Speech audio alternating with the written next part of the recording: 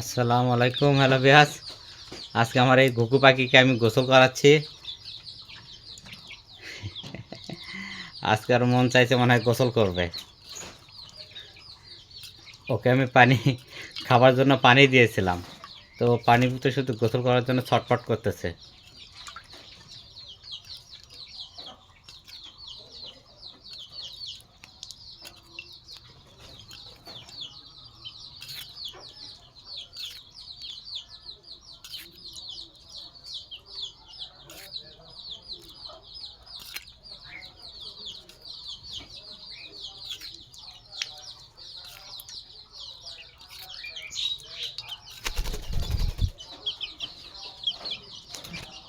ও উড়ে এসে আমার মাথায় বসেছে।